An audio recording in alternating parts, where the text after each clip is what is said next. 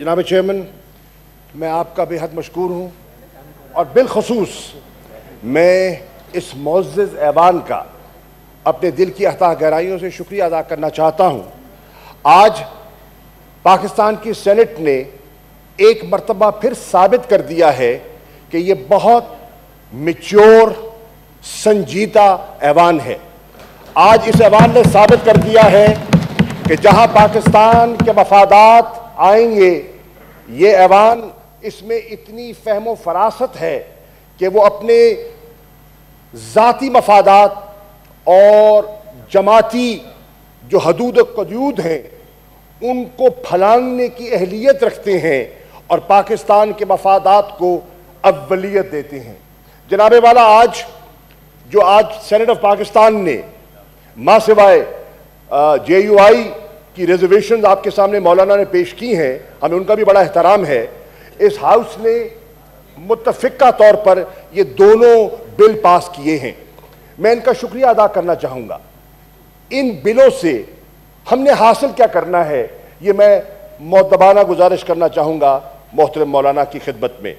जनाबे वाला, आपके इल्म में है कि भारत काफ़ी अरसे से पाकिस्तान को ब्लैक लिस्ट में, फैटिफ की ब्लैक लिस्ट में धकेलने की कोशिश कर रहा है और उनके ये मकासद हैं कि पाकिस्तान को माली मुश्किलात से दो चार रखे। खुदा न खास्ता अगर पाकिस्तान ब्लैक लिस्ट में, हमारी कोशिश है कि हम ब्लैक लिस्ट से, ग्रे लिस्ट से वाइट लिस्ट में जाएं। उन कोशिशों के आज आप हिस्सेदार बने हैं। मैं आज बिल्कुल हौसला होना चाहिए।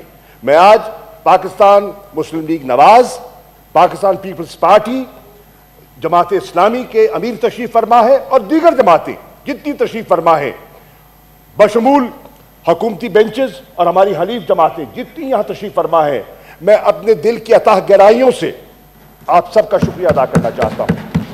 आपने आज भारत के अज़ाइम को खाक में मिलाया। भारत चाहता है पाकिस्तान को ब्लैक लिस्ट में धकेलना और आपने कहा हमारे 100 सियासी इख्तलाफात हो सकते हैं, पाकिस्तान पर हम मुत्तफिक हैं। जिस तरह इसी सेनेट ने और इसी असेंबली ने कहा हमारे 100 इख्तलाफात हो सकते हैं, कश्मीर के मसले पर हम एक हैं। आज फिर इस सेनेट ने अपनी बालादस्ती, अपनी अहमियत, और आप नुमाइंदा हैं, आप वफाक के नुमाइंदा हैं, आप पाकिस्तान की फेडरेशन को उसको रिप्रेजेंट करते हैं। आपके आज के फैसले ने और जिस खुश असलूबी से मैं खास तौर पे जिक्र करना चाहूँगा, स्टैंडिंग कमेटी में मेरे इल्म में लाया गया है, सेनेटर मुशाहिद हुसैन साहब, सेनेटर रहमान मलिक साहब भी तशरीफ ले गए थे। सेनेटर जावेद अब्बासी साहब भी तशरीफ ले गए थे as special invitees. Javed Abbasi तो चेयरमैन है। ओके, एज चेयरमैन मैं आपका, सेनेटर साहब, चेयरमैन साहब, आपका भी शुक्रिया अदा करना चाहूँगा और इन मेंबरान का जो वहाँ तशरीफ ले गए और जिस खुश असलूबी से आपने ये मरला तय किया, मुझे यकीन है कि इंशाअल्लाह पाकिस्तान को फ़ायदा होगा। हुकूमतें आर्जी हैं हजूर वाला, हमने वहाँ भी बैठ के देखा है, यहाँ भी बैठ के देखा है। ये धूप और छाँव है, ये हालात बदलते रहते हैं, ये नशेब व फराज सियासत में इंसान देखता रहता है, लेकिन स्टेट के इंटरेस्ट जो हैं वो सुप्रीम रहते हैं। Today the political parties of Pakistan have demonstrated maturity, and this is what a statesman has to demonstrate. काश JUIF भी अपने फैसले पर नजरसानी करती, क्योंकि आज इस बिल की मुखालफत करके जो हमारे JUI के दोस्तों ने एक तासुर दिया है कि हम मुत्तफिक नहीं हैं, अभी भी नजरसानी कर सकते हैं, क्योंकि असेंबली में, कौमी असेंबली में जाना है। मैं उनसे दरख्वास्त करूंगा, मुअद्दबाना दरख्वास्त करूंगा, मुल्क के लिए वो दिल बड़ा करें जैसे और दोस्तों ने किया है। एक ये बड़ी आज खुश आइंद बात है। और दूसरी चीज़ जो मैं आज करना चाहूँगा, जनाबे वाला, सेनेट में भी कुछ प्रेस कॉन्फ्रेंस के जरिए भी कुछ दोस्तों को तशवीश हुई कि ये जो कुलभूषण यादव का जो ऑर्डिनेंस है इसके पीछे क्या, उसके मुज़मरात क्या हैं। मैं अर्ज करना चाहूँगा जनाबे वाला, ये हाउस जानता है कि वो कैद में है, जो सज़ा उसको दी गई उसमें कोई तखफीफ नहीं हुई, वो मुल्क छोड़ के नहीं गया, और ना हमारा कोई ऐसा इरादा है कि वो रातों रात यहां से फरार हो जाए। इंशाअल्लाह ऐसा नहीं होगा। अब कोई उसको रियायत नहीं दी गई। ये जो इक़दाम उठाए गए, हम एक रिस्पॉन्सिबल मुल्क है। हिंदुस्तान ये केस ले गया इंटरनेशनल कोर्ट ऑफ जस्टिस में। हिंदुस्तान का ख्याल था कि वो अपना केस प्लीड करे और इस सेंटेंस को मुअत्तल करवाए, उसकी रिहाई हासिल करे और उसको हिंदुस्तान मुंतकिल करवा ले। उसको वहां नाकामी हुई, उसको वहां शिकस्त हुई, आपको कामयाबी हुई। लेकिन वहां आईसीजे ने आप पर दो जिम्मेदारियां आयद की। उन्होंने कहा कि जेनीवा कन्वेंशन के तहत आपको काउंसलर एक्सेस उसको देना है, और दूसरा उन्होंने कहा कि आपने फेयर ट्रायल और रिकंसिडरेशन की गुंजाइश भी देनी है। ये दो फैसले हैं, ये दो उस फैसलों का आउटकम है जो हुआ। अब पाकिस्तान पर यह लाजिम था कि हम इन पर अमल पैरा हों। हिंदुस्तान की ख्वाहिश क्या थी? हिंदुस्तान की ख्वाहिश यही थी कि पाकिस्तान हिचकिचाहट और कोई ना कोई उनको बहाना दे दे कि वो पाकिस्तान को दोबारा ले जाएं इंटरनेशनल कोर्ट ऑफ जस्टिस में और हमें वहां घसीटें। और हमारी कोशिश थी कि हम अपने इक़दामात के जरिए कंप्लायंस करें और हिंदुस्तान को मौका न मिले। चुनाचे हमने उनको एक्सेस दिया, एक नहीं 2 मरतबा एक्सेस दिया, और उनकी ख्वाहिशात के मुताबिक दिया। उनके जो एतराज़ात वो उठाते रहे, हम उन एतराज़ात को बतदरीज दूर करते रहे।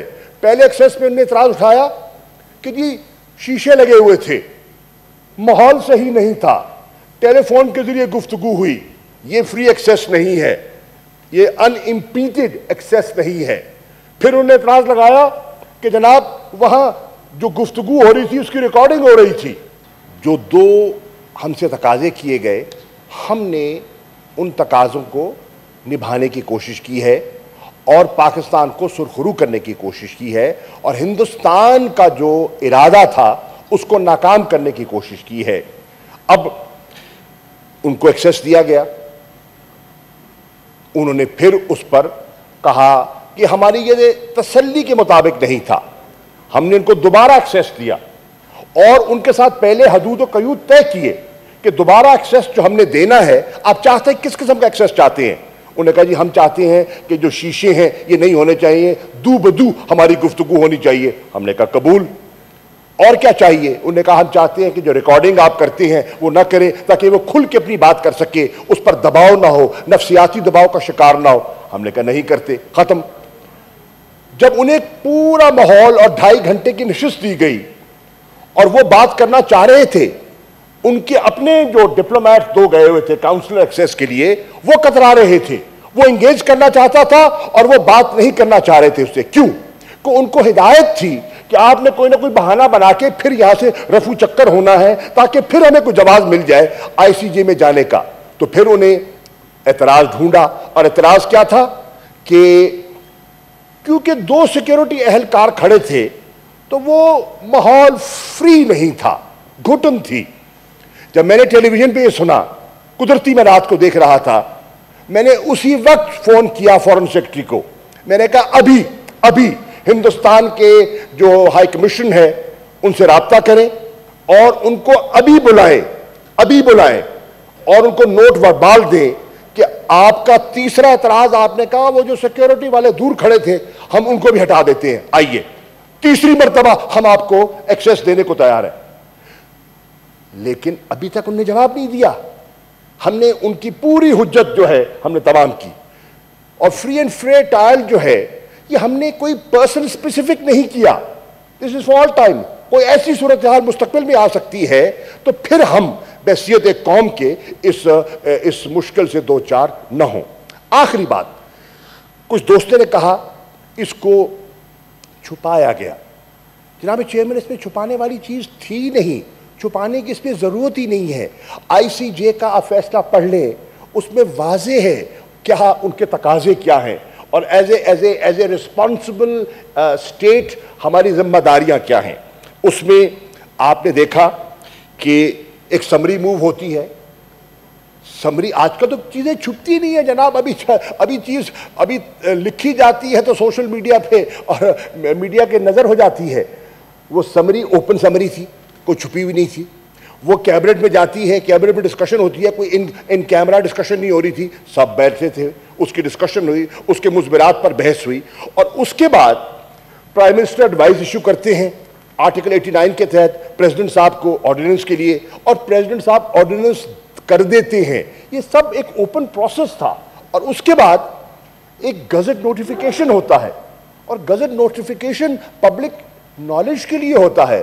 तो इसमें कोई छुपाने की, कोई सहीफा राज की बात नहीं थी। मैं मोअज़्ज़ज़ मेंबरान की खिदमत में ये अर्ज करना चाहूँगा कि बिल्कुल आप इत्मीनान कीजिए, कोई इसमें ऐसी चीज़ नहीं है जो इंशाअल्लाह पाकिस्तान को किसी मुश्किल में लाएगी, बल्कि हिंदुस्तान के अज़ाइम को आपने खाक में मिलाया है और आज इन दो बिलों को आपने जिस अंदाज में, जिस खूबसूरती से, जिस खुश उसलूबी से, जिस फराख दिली से पाकिस्तान के लिए मंजूर किया है, इंशाअल्लाह हिंदुस्तान को एक दफ़ा फिर मुंह की खानी पड़ेगी और इंशाअल्लाह हम ये जो टाइम बार्ड लेजिस्लेशन है आपने की है, हम इसकी फौरी रिपोर्ट करेंगे to the Asia Pacific group और मैं उम्मीद करता हूं कि एशिया पैसिफिक ग्रुप इसको एनालाइज करके प्लेनरी जो होनी है इन अक्टूबर उसमें पेश करेगी। और अब मैं समझता हूं कि पाकिस्तान ने वो सब जो मराहिल थे वो तय कर लिए हैं और कोई जवाज नहीं ठहरता कि पाकिस्तान को ग्रे लिस्ट में रखा जाए। मैं उम्मीद करता हूं कि पाकिस्तान को इंशाअल्लाह हम वाइट लिस्ट में दोबारा लेकर आएंगे और अगर पाकिस्तान वाइट लिस्ट में आ जाता है तो इसका सेहरा पूरी कौम के सर है, आपके सर है, इस सेनेट के सर है। शुक्रिया।